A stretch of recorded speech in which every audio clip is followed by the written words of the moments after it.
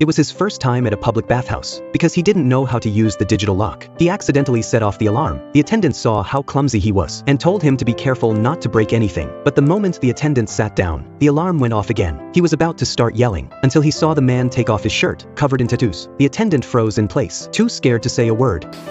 제가 이거를 처음 보는 거라 가지고 죄송합니다.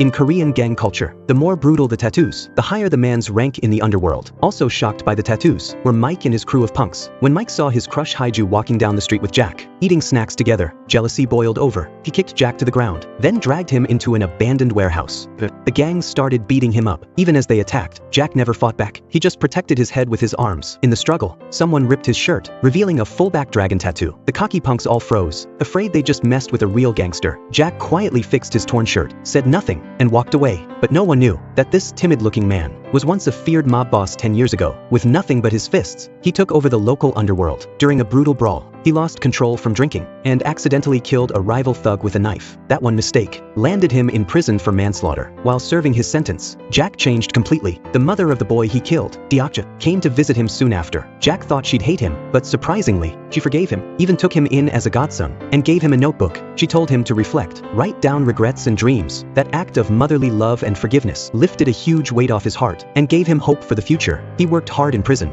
learning to control his temper. That notebook became his only light in the darkness, filled with all the things he wanted to do after release. 10 years later, Jack was finally granted parole. He returned to the small town he once knew, but everything felt different. The first thing he did was visit Deokja. She was overjoyed to see him again. She had long since accepted Jack as her own son and prepared a feast to welcome him home in front of her daughter Haiju. She even fed Jack by hand. Haiju was furious. She rarely saw her mom this happy and couldn't understand why she was treating a total stranger so kindly. That night, Haiju showed Jack to his room. Exhausted, he passed out until morning. The next day, Jack reported to the local police station to fill out his parole forms. To his surprise, the officer in charge was his old middle school classmate, Jonggu. Worried Jack would stir up trouble again, he told him to leave town, but Jack sincerely promised he wouldn't go back to his old ways. To start fresh, he found a job at a nearby auto repair shop. The boss was beyond impressed with his work ethic